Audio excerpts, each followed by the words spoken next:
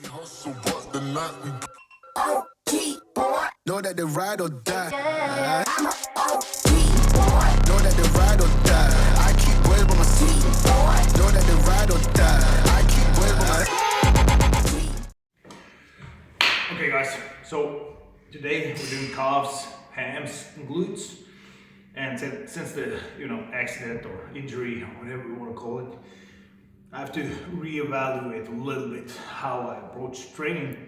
And if I decide to do the show in like 10 and a half weeks or 11 weeks or something like that, I need to change my approach to training a little bit. So today I'm going to show you a little bit on what I've been working with, just to make you understand that it's a couple of ways to get to the point that you want, but when this prep is done, I need to look back and see if it, changed my physique, training a little bit lighter, and emphasis a lot more on mind-muscle connection, because I've been training a certain way for like the last 10 years now, and it's mostly based on how much weight I'm moving and not so much how I feel the muscle contracting and stretching and follow through the full range of motion. I'm moving weight, and I've been doing that for a long time.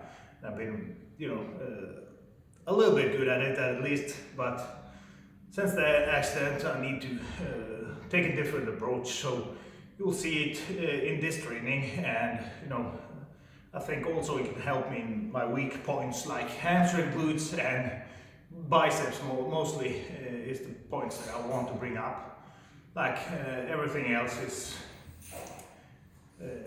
take my frame in consideration. I think I'm up to par. A little bit more upper back, traps, rhomboids, and a little bit more lats with we can see.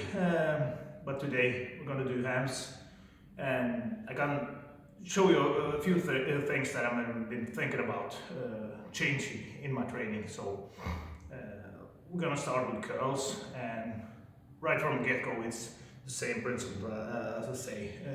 Instead of tensioning my whole body just to move the weight, I'm gonna be a little bit more loose and make the mind-muscle connection and make the muscle work a little bit harder instead of creating that momentum and moving weight.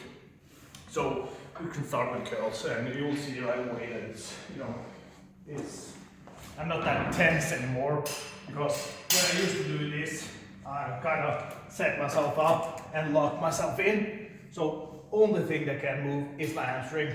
I'm gonna stay a little bit more loose in my upper body and make like I said, that mind muscle connection a little bit better, in hope to create a better muscle and a better look on stage.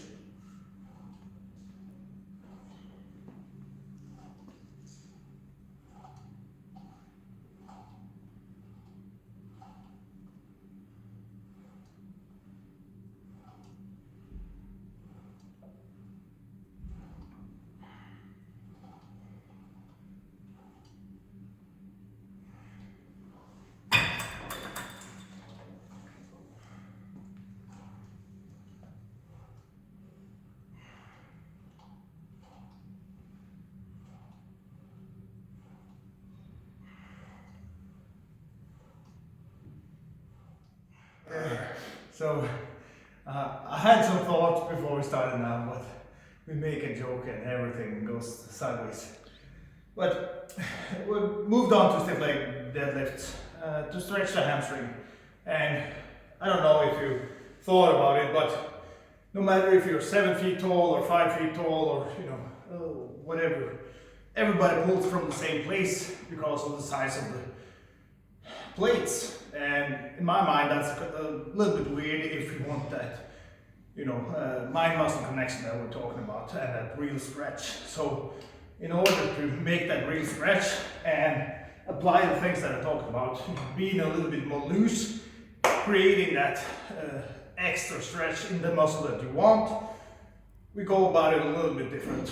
And we apply a little bit of physics just because be smart about it. Like everything else, that I've talked about before is like you don't want to end up in the position that you're always like the strongest.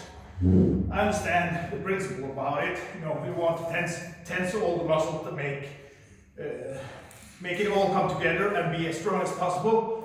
But if you want to put emphasis on that little muscle, you might think a little bit different. And you know, in the position I'm in, I have to rethink everything. So right now we're putting on the smaller plates, get a little bit better stretch, focus on the hamstring and not the hip hinge movement. So I ain't gonna follow through and push it all the way to Monday, but we'll focus on the stretch. And on top of that, I can't use a lot of weight. So when you move down, in order to create a lot more weight with less weight, if that makes sense, you can move the weight out from your body and the weight becomes a lot heavier. When you're in here, you're in a strong position. Out here, it's very, very heavy. So if I pull here,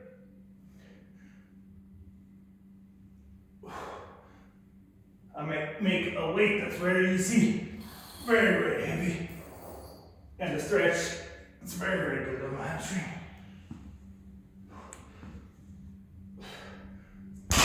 So like I said, it's no matter, it's not about, you know, moving weight right now from, you know, A to B. Now it's more like putting the weight on the muscle. So we'll see how this ends up and if I can, you know, improve those weak points of mine. So we'll see.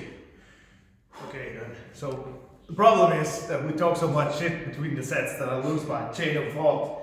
But now it's like I want to stay loose, and for everybody that thinks that because you do this with your back, you're in a position that's gonna ruin your back, but this is 60 kilos. So if that's gonna break your back, so be it. And that's my way of thought at least. So if I end up here, it's not a problem, it's 60 kilos. Shouldn't be a problem.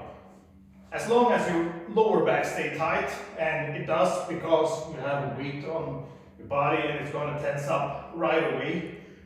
So don't be very afraid of doing this with your upper back. It doesn't matter. This will take 300 kilos. So if I stand here with 60 kilos and move up and down, it won't hurt you.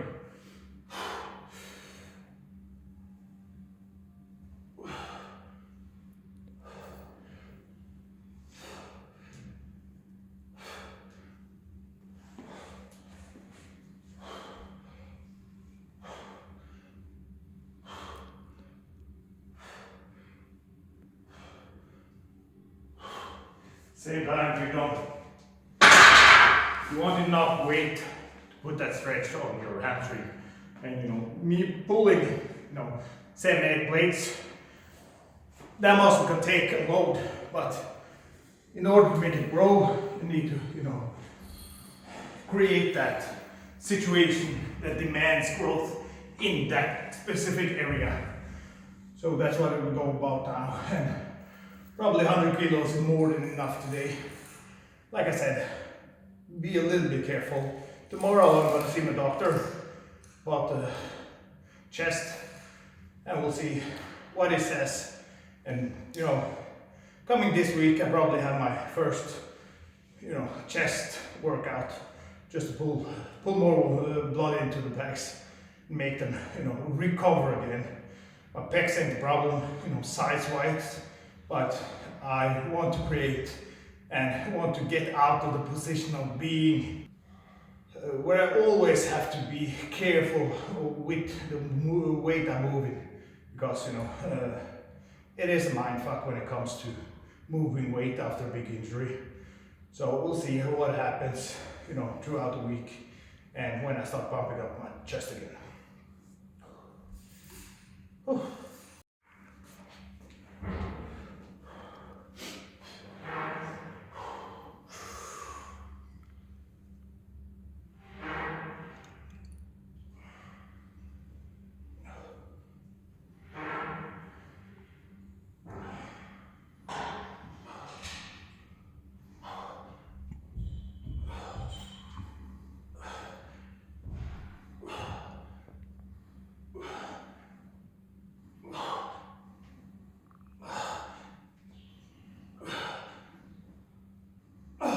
So I finally got my gym to buy a deadlift bar.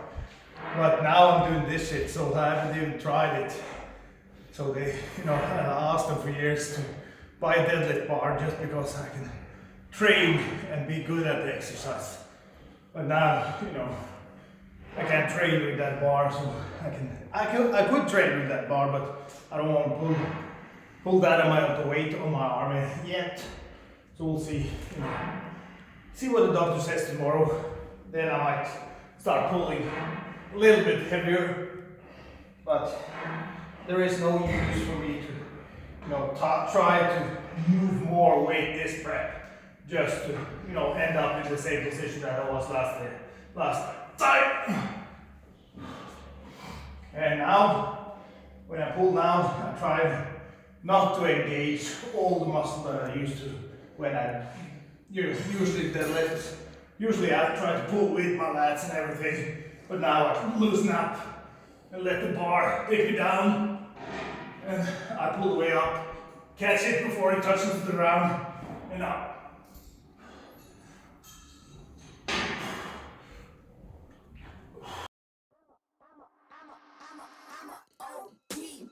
Know that they ride or die. I keep boys by my side. Know that they ride or die. I keep boys by my side. Day we hustle, but the night we know that they ride or die. I'm a OG boy. Know that they ride or die. I keep boys by my side. Know that they ride or die. I keep boys by my side. Day we hustle, but the night we boys by my side. Know that they ride or die. My name came up a lot, it sounds more when I was not around. Certain people that I know, they ain't no longer about. My name came up a lot, it sounds more when I was not around. Certain people that I know, they ain't no longer about. My name came up a lot, it sounds more when I was not around. Certain people that I know, they ain't no longer about. My name came up a lot, it sounds more when I was not around. Certain people that I know, they ain't no longer about. I'm a OG boy. Know that they ride or die. I keep boys by my side. Know that they ride or die. I keep boys by my side.